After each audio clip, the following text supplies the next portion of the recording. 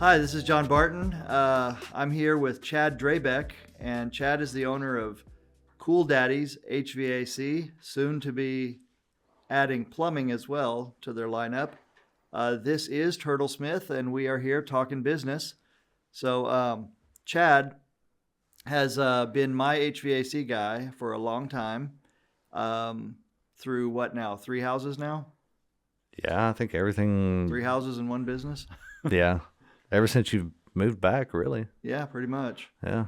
And I did make the mistake of calling the first place in the phone book or whoever we were seeing on TV once to replace a HVAC system in one of our houses that we bought that went out a week after we got it. And later, when something else was going on with it, we were able to get Chad in there, and he helped us to get it all set correctly because, as we know, a lot of these bigger companies sometimes they may be selling you on something, which we'll talk about later, but not exactly helping you. And so, Chad, what did you say earlier in the interview? You said that your number one thing is being able to help people. Yes. And I think that you have been incredibly helpful to me. And, you know, just as your name suggests, you've definitely kept us cool and comfortable. And I would not envy your job. The first thing that you did for us when you replaced the air conditioner in that house, was it the HVAC? The whole HVAC system was looked like a miniature train in the most inaccessible part of an attic in the middle of June. So yeah, that was a trip, man. Yeah, I don't think I've ever had to disassemble a furnace to its frame and disassemble the frame to get one out before. Yeah, that was crazy. You guys had to they crawled up in an attic. We had a house that was like an L shape, 2 wings, right? And of course, as it turned out, this furnace was in there since 1971 or something like that, or maybe that was the last time the service sticker was on there. But they had to disassemble this thing piece by piece and build a special like ramp to kind of get it out to the ends where they could get it through the crawl spaces and get that thing out. I don't know if you thought about cutting the roof open to get to it, but I wouldn't have faulted you for it. Right, no doubt. No, I'd rather not cut a roof for sure. Yeah. I wouldn't have to want to replace that.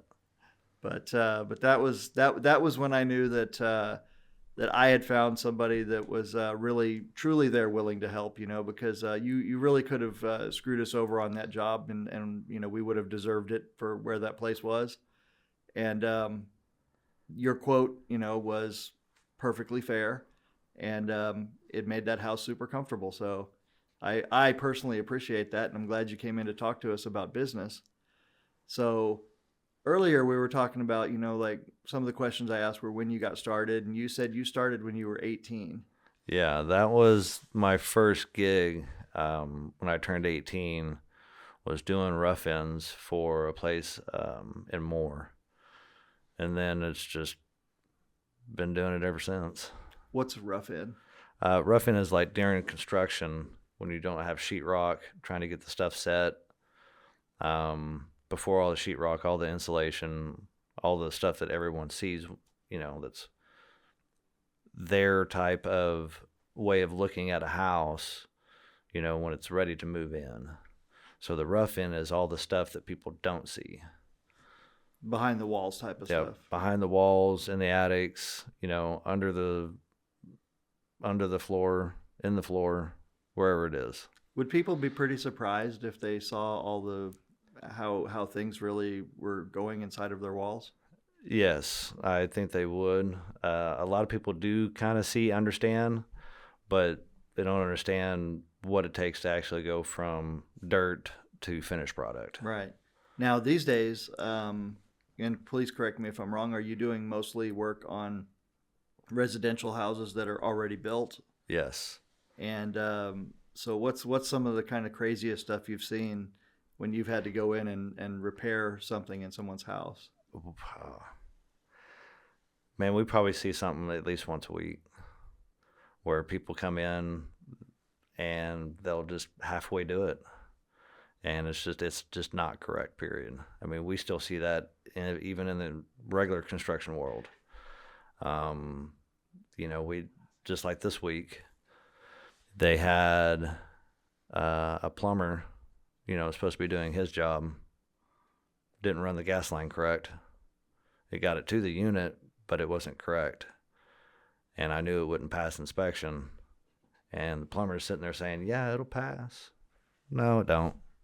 We ultimately had to fix it ourselves. Oh, wow. Yeah. And when something like that happens, do you basically just have to eat those costs, or do you work it out with the customer, or how does that conversation usually go? That's a tough conversation to have, especially when the customer has already paid someone else to do it. We want to help everybody else that we can, but we can't help everybody for free. Right. So it's a tough conversation to have. You just got to make sure that you do it right and get them working the way it's supposed to. So is it in your opinion tougher for customers to figure out who does a good job and who doesn't? I mean, because I figure like guys like me, I don't know anything. So if someone tells me they did it right, I don't know whether it's right or wrong. Right. I mean, I can imagine that maybe I might see a YouTube video or something, but even I don't know whether that's right or wrong. So, it's kind of one of those things, I think, where people try to self-diagnose things, like, go to Dr. YouTube or Dr. Google. And do you run into that a lot when homeowners are trying to tell you how to do it because they saw it a certain way on YouTube or something? Yeah, and I typically ask them, well, show me what you got, and then if it's right, it's right. It's usually wrong, and then I'll educate them on how it's supposed to go, and actually show them. A lot of people, they're just like, oh, we can get it fixed. Yeah, we got it fixed, and they're like, oh, great. Do most people appreciate that when you educate them that way? I sure hope so. Okay. I don't have any backlash saying, hey, you know what, you gave me too much information. Well, I think I personally think that's a good idea, because I do that in my business. I'll make videos a lot of times. I'll dissect other people's cases, and I will just take them apart, and I'll explain to people how they're built. I'll explain to people how we do things and why we do it. And I have actually seen online when there have been threads where someone has said, what kind of case should I buy? And I have seen my customers and other people who I don't know whether they're my customers or not, but I assume they are, explain the inner workings of making a pool cue case that they got from me. They're basically quoting me and educating others using that. Right. So I do think that probably most of your customers would probably appreciate it. I know that I would. And I think it's a good thing to take that time and do that. Yeah, because, you're not just only giving them information, but you're trying to ease their mind that knowing it's going to get fixed and fixed correctly. Right.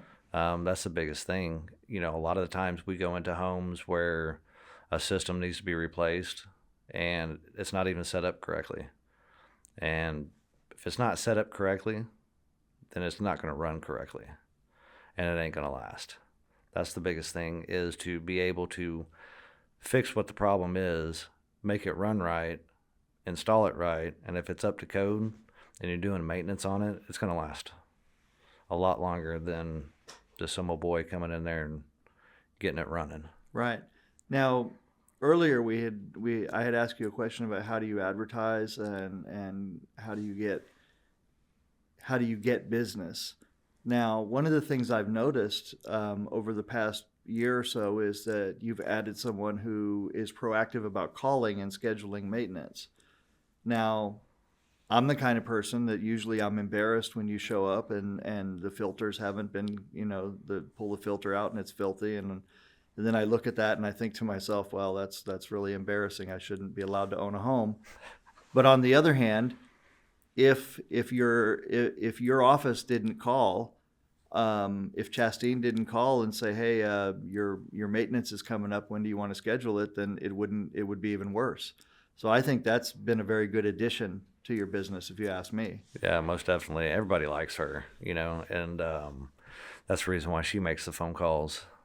It's just much easier to have more communication than none. Right. And letting people know, hey, it's time for us to come in and do our business to help you along. That way you don't have to worry about it. If you had to guess, what would you say? What on a percentage basis? What percentage of business of your business would you say is maintenance?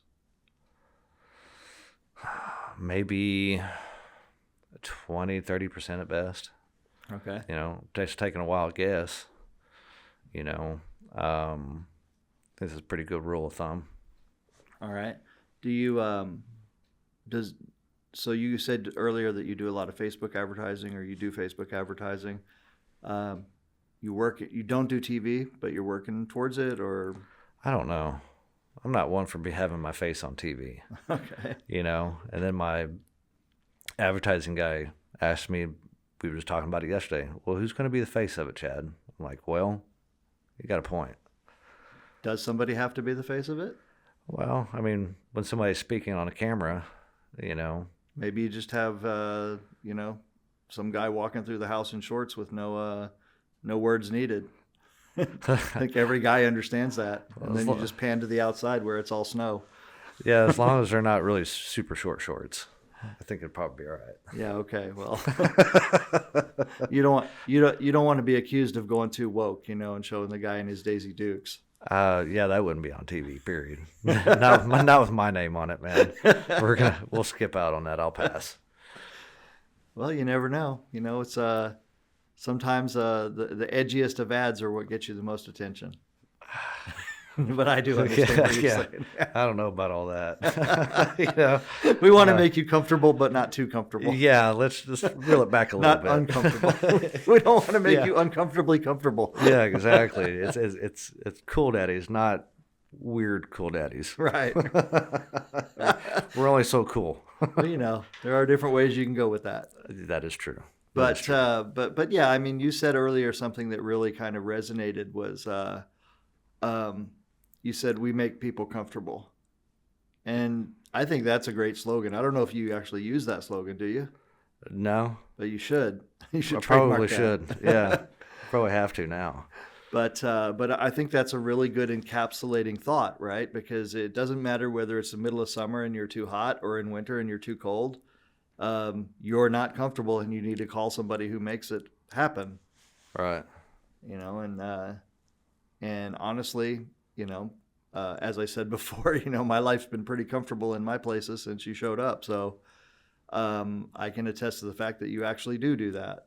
So I think that's a really good way of looking at your business. I used to be a little snarky about mine, and I used to say, well, we would turn like dead cows and dead fossils into a pool cue case or into something useful. But when it comes to like the hierarchy of businesses or what's needed, I consider what I do to be completely useless and just recreational, But in modern society, somebody like you is indispensable. And, I don't know if you often think of yourself that way, but like you said earlier, the ability to be able to get out there and fix something and make somebody comfortable when they need it. And I think then that would lead me to my next question is, do a lot of people call you like, would you say that the majority of calls that you get are from people who have something broken and need an immediate fix or are desiring that? Yeah. When you want something fixed and it's HVAC related, they're already thinking, oh my gosh, this is going to cost me thousands upon thousands of dollars. And they really don't want to make the call. But they're only going to make the call when they need you. There's some proactive people that want to get their stuff maintenance that way it'll last. And there's other people that want to do upgrades, that they know that the system is of age or older, and they know it's just a matter of time. So they want to prepare for that. Excuse me. But as far as that is concerned, it's just run of the luck, really. Most of the time people call you when they need you, and it's already too late, is the general consensus, especially during the summer. Do you find yourself going on a lot of I don't want to say jobs, but do you go out and do quotes for people a lot of the times that don't pan out, don't result in business? All the time. There's people out there that will sell something that's either not needed because, they can sell water to a pond, and that's just the way they are. They're high pressure sales, and they'll do anything that is necessary to get the sale that way that they're making money. So I'd say, we probably have a 60-40 split, out of 100%, we're usually getting about 60% of the jobs. Okay. Well, that seems like at least, better than half. So, but that 40% that you go out, how hard is it to factor in that time that you spend on there quoting those jobs? I mean, is that something that people in your industry really struggle with? Probably so, but that's just kind of the nature of the business. You're not going to win at 100%. Right. If you're winning at 100%, man, show me what you're doing. There's just a lot of people that are out looking at value instead of quality. And I know where our quality's at. And if somebody sits there and says that I'm too expensive, I'll believe them, because I stand behind my work. I'm not going anywhere. My job is to make sure that they're from A to B and make sure it stays running for the entirety of when they're living at that home. Right. And does that, so do you find that resonates? I mean, that do you educate people on the value proposition there a lot and say, is that harder or easier, or how does that really work? Or do you just kind of present it and walk away and hope you get the job? I try to do my best. It's hard to tell somebody when they're value driven to think about more quality, because everyone's got a pocketbook. Everyone has budgets that they need to, stick within. And sometimes they can't afford, the more expensive equipment, which is okay. There's so many people out there. Not everybody's for everybody. Right. Do you offer financing? Yes. Yeah. And we use True Sky, which is an Oklahoma-based company. Okay. Very nice. So makes it a lot easier, because I would rather finance a system than pull it out of savings, because it's easier to make a payment monthly than, who knows, you might get lucky at the casino, get it paid off. Do a lot of your customers take that the financing? I'd say maybe about 20% of the approval, will do financing. The others just rather not have a payment. They don't want to pay the interest rate. Right. Even though I don't think the interest rate's that bad, but I'm not a banker either. So I don't know what a good interest rate is as far as home improvement is concerned. Because that's basically what it is. I mean, you're investing in your home. You're not just selling a piece of equipment. You're trying to keep the value of the home where it's at, or increase it, one of the two. Or both. I think it's worth it. And I mean, as I told you earlier, we bought a building to move our businesses into, and we had a deal on the table for another building, and we basically walked away from that deal because they weren't willing to budge on we had 3 HVAC units in there that were from the 70s, and the inspectors were not really keen on them. Right. So all we asked for was a little consideration, to in case they went out, and they weren't willing to do anything. So we walked away from the deal. Right. Yeah, just because it's from the 70s and it's still working doesn't mean it's going to work forever. Right. Well, that's what I told the guy. I said, he says, well, they could last 10 more years. And I said, yeah, but by the same token, they could last 10 more days. Yeah, or 10 hours. Right. And it'll probably be the 10 hours after I sign the contract. Yeah, that's usually how it goes. I don't know what it is. There's like some cosmic thing with HVACs that as soon as someone new buys the property, it goes out right away. It's like, I did my job, I'm done. I'd like to meet that person. Put him on the payroll. I'm kidding. Well, it's funny you say that, and I'm I'm going to recall a story, but I'm not going to mention any names because I don't want to get anybody in trouble.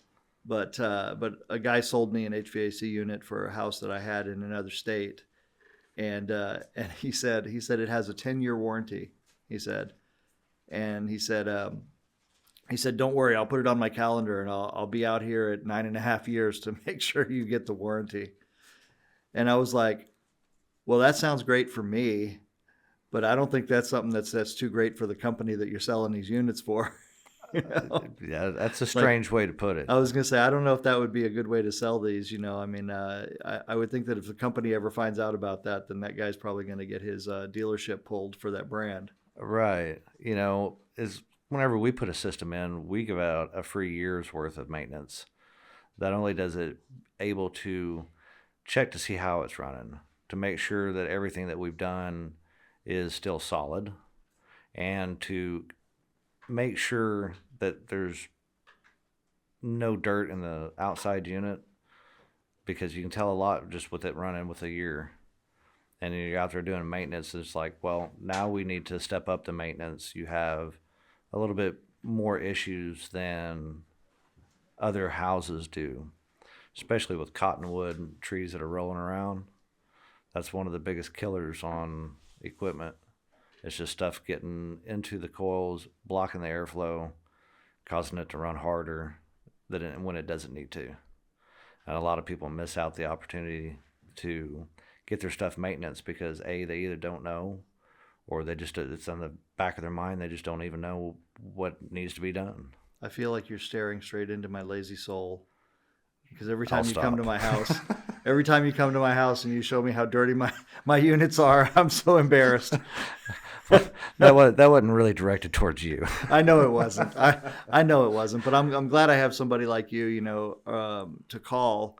And I guess if we're going to get anything out of this podcast that's really important for our business viewers, it is the importance of forming those relationships, I think, with your customers, you know, where they're educated on what they should be doing.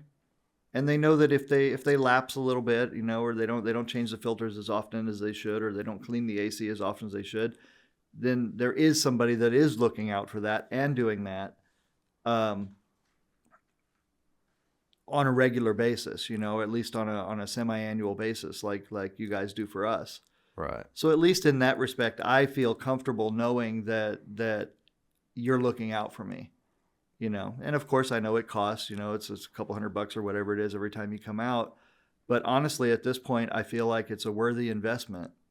So I like your approach doing that. And I think it's really worthwhile. So for other people that have similar types of businesses where a customer needs to maintain their product or needs to maintain their systems, forming that type of relationship where they know that they can count on you coming out, doing it right, and erasing whatever mistakes they made by not maintaining it, you know, on a monthly basis or something, or at least mitigating them, is very helpful, you know. And do you find that to be the case? Yeah, most definitely. You know, that's the hardest part, is people want stuff maintenance, and they either have to figure out how to do it themselves, or they just have to end up biting the bullet and having somebody that they can trust.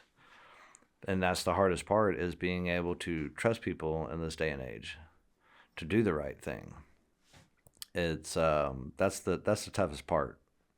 But once you gain the trust, you just got to keep it up and keep them knowing of what's going on, and just keep them good, keep them running. I have an idea for you. This just came to my mind. You may want to put it on your calendar to just send people a text once a month or so and remind them to change their filters. Yeah, it's in our software program. We're just still trying to there's so much stuff that's in that software program that you have to get dialed in correct, that if you put it in incorrectly, then it doesn't work properly. So typically they send out emails to say, hey, it's time to change your filters. It's time to do the maintenance. Okay, so it's already built in. Yeah, it's built in, and we're trying to get it dialed in to work properly. It's just when you're not the builder of the software company, you have to rely on them to help you. Right.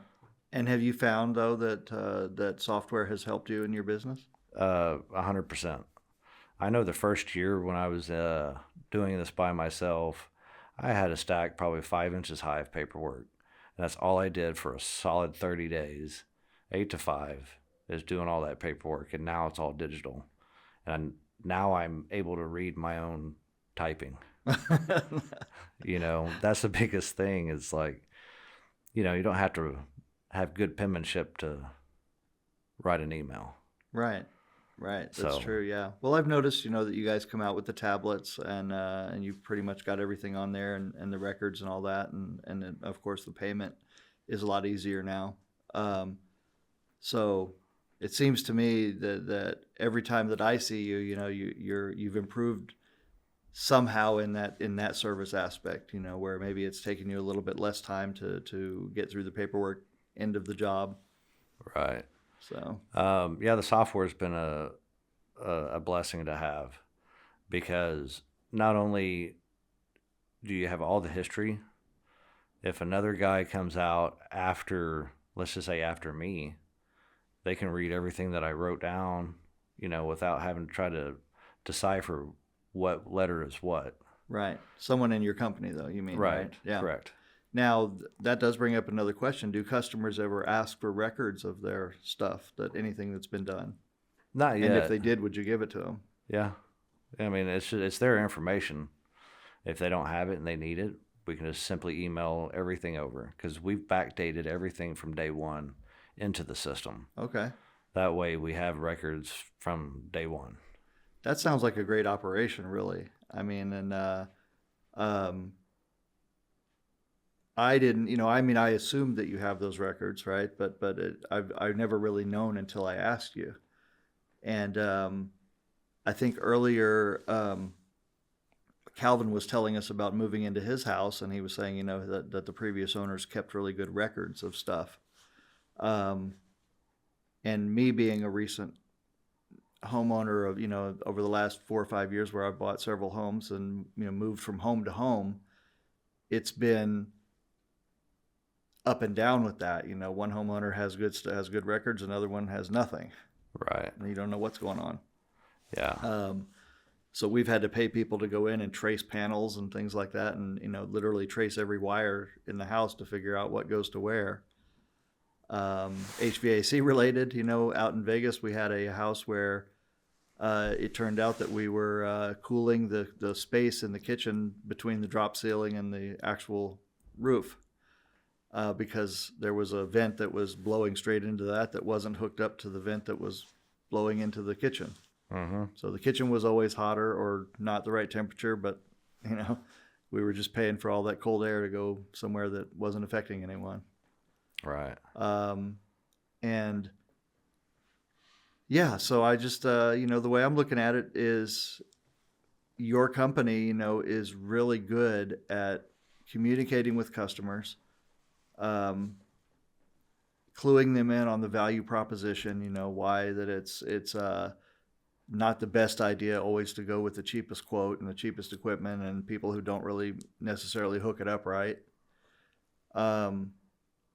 So with all that in mind, you said you're adding plumbing. Where do you see your company at in, say, 5 years from now? Man, I'm hoping that we've increased our incoming calls, being able to hire more staff that is willing to go out and do the job right and want to better themselves. And the main thing is to be able to take care of more people. So as far as where we're going to be standing in 5 years, man, I don't want to give too high expectations, but I hope we're still here and just taking care of people, Wow. So hopefully by then we'll have 20 trucks. All right, that's an admirable goal. How many trucks do you have now? We have 3. All right. So, And when I met you, how many did you have? a half of one. That sounds about right. Yeah. Yeah, I think I just had the one. I think when I met you and you looked at that job, if I remember correctly, part of the scheduling issue was whether or not you could get someone to take time off or whatever they were doing to come and help Right. with the move out on that thing. Yeah. Yeah, that was the biggest part, is just trying to get everything moved out to get to square one. Right. So, Well, especially on your job. yeah. Well, I do appreciate that you took that job on, and I'm glad to have gotten to know you. Let's wrap this up a little bit. I know you got things to do, and so do I. And I'm frankly quite amazed and thankful that you managed to take the time to come in and talk to us and tell us a little bit more about the HVAC business. Yeah, happy to be here. Thank you. For those of you out there, just a reminder, this is Chad Drabek from Cool Daddies HVAC and soon to be plumbing. Yes. So if the plumbing side of it is anywhere near as good as the HVAC side, then I predict you're going to have great success with that as well.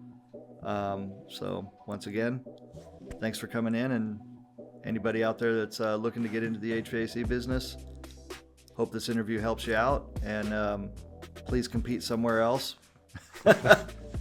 so that Chad gets more calls in Oklahoma City. All right. Thank you very much. All right. Appreciate it, man. Thanks for having us.